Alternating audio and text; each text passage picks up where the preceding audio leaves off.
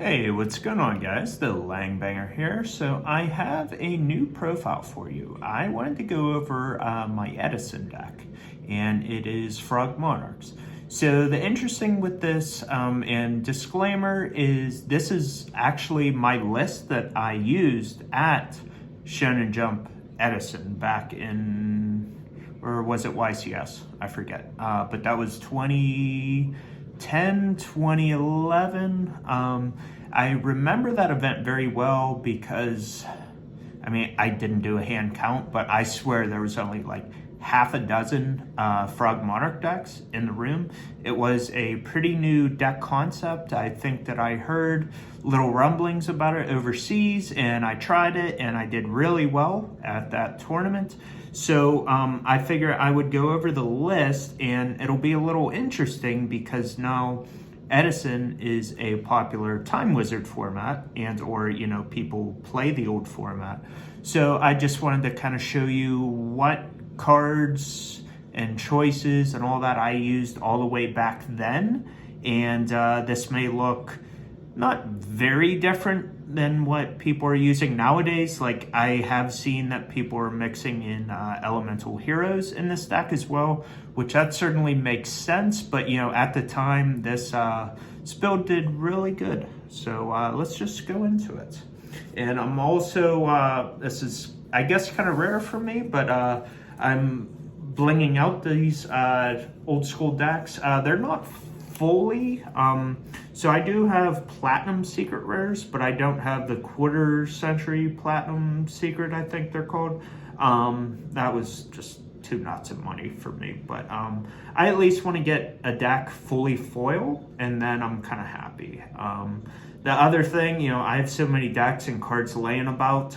There might have been foil versions of some cards, and I just couldn't find them, so whatever. So you start with 3 Ryza. Then you have 3 Kais. Then you have 3 Thestalos. Then you have 3 Light and Darkness Dragon. You have 2 Dark Dust Spirit. Almost blanked on the name there for a second. You have a Gores, a Trago. You have 3 Substitute. You have 3 Dupe Frog. You have 3 Swap Frog. You have 2 Treeborn Frog. And then you have 3 Battle Fader. So honestly, it's 2025. That format is what, 14, 15 years old, whatever it is. So I honestly couldn't tell you my line of thinking on some of my choices. Like 2 Treeborn, I'm kind of just thinking like, yeah, once you get 1, you should be good. You have the Dupe Frogs, double Dupe Frog, and being able to lock out your opponent. That was always very big back then. So that was sort of my line of thinking there.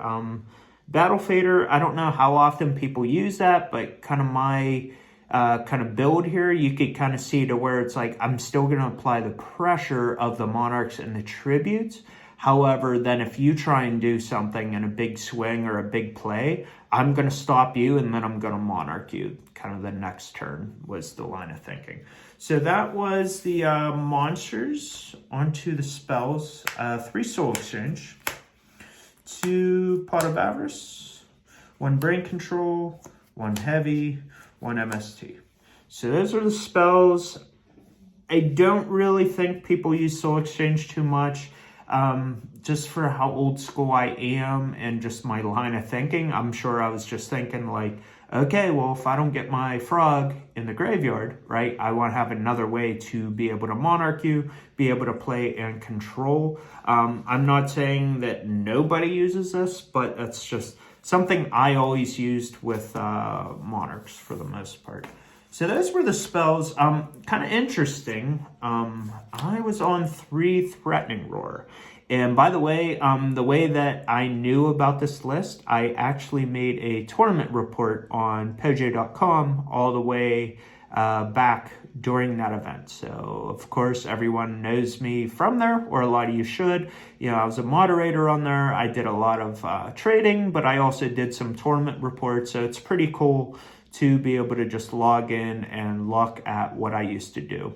And what's even cool on top of that, when I looked at my list, it was in the YVD formatting, to where you kind of had the line, you had the set name, and then the line, whatever you want to, not parentheses, but whatever whatever that line is called, to where you would export the list. So now I'm, again, sort of my thinking, I think I used this because it was kind of a matter of like, okay, you're going to do a play, I'm going to blindside you with this, and then I'm going to take some, kind of control back.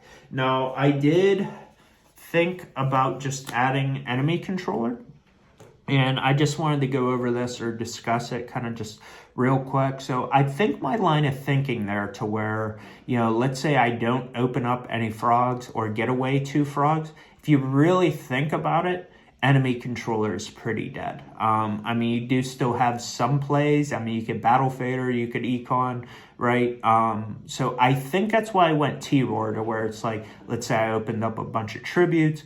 Well, T-Roar, it's going to save me a turn. I'm not going to die, right? And then kind of from there, then I'll get the draw and then maybe be able to play out of it. And that kind of goes hand in hand with the soul exchange too. So if you're just sitting there with, monarchs, or I don't want to call them bricks, but, unless you have a way to tribute, then yeah, they are bricks.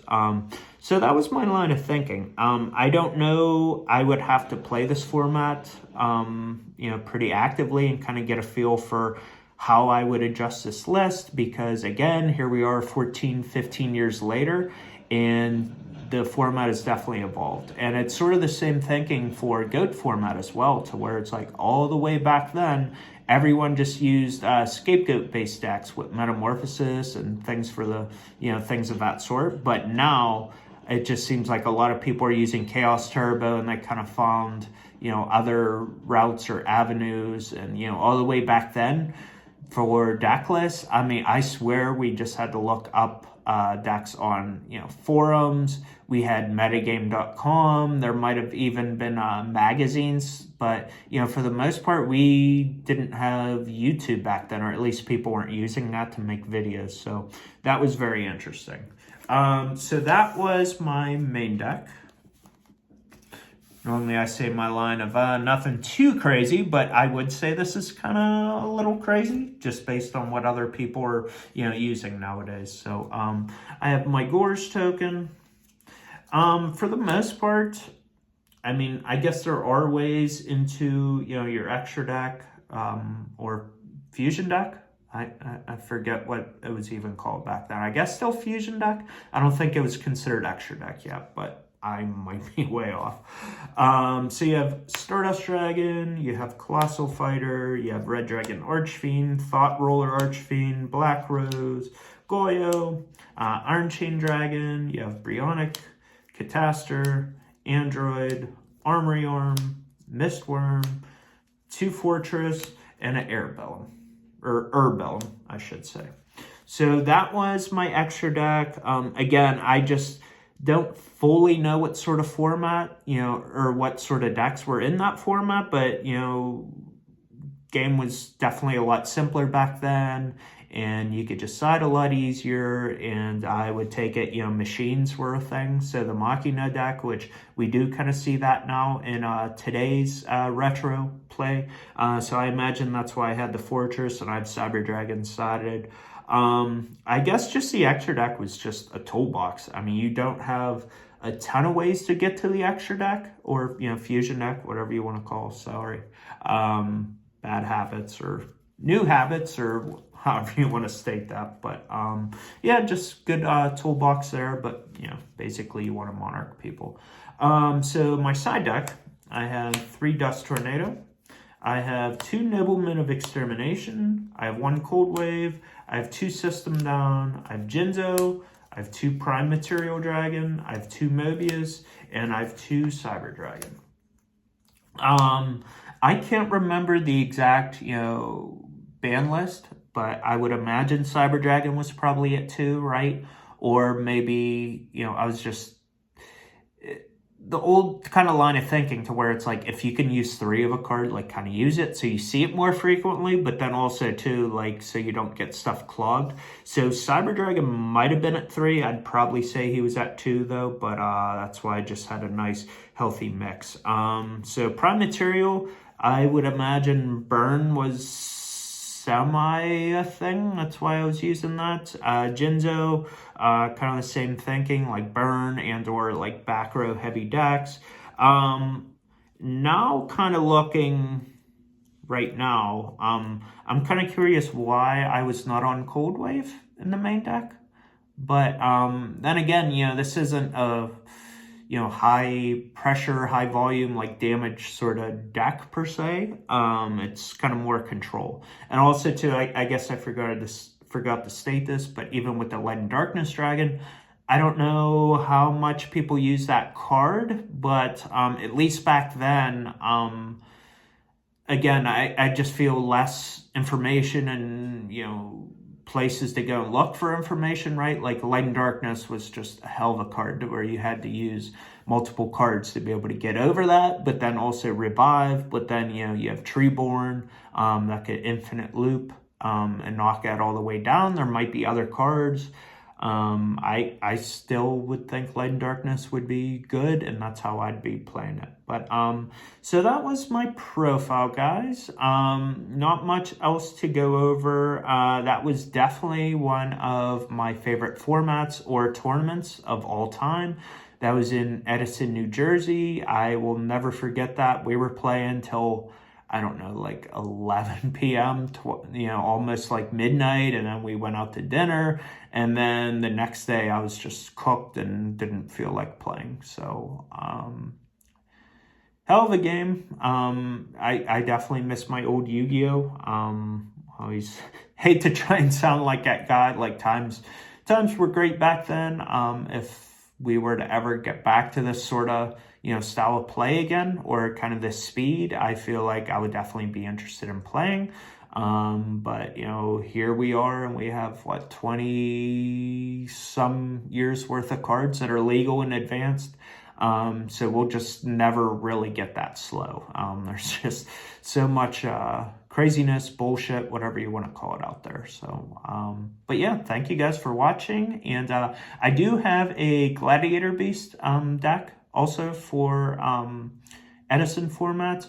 I am also working on other decks. Like I think I have everything for Blackwing now. I'm working on finishing up X-Saber. I definitely would have some like gadgets, Machina, Lightsworn, so you may see more profiles from me. I am hoping that my local area will start to, host tournaments, and then maybe I could start to kind of play more and get back into, the golden days or the golden feel of Yu-Gi-Oh! So thank you again, guys, for watching, and I will talk to you later. Peace.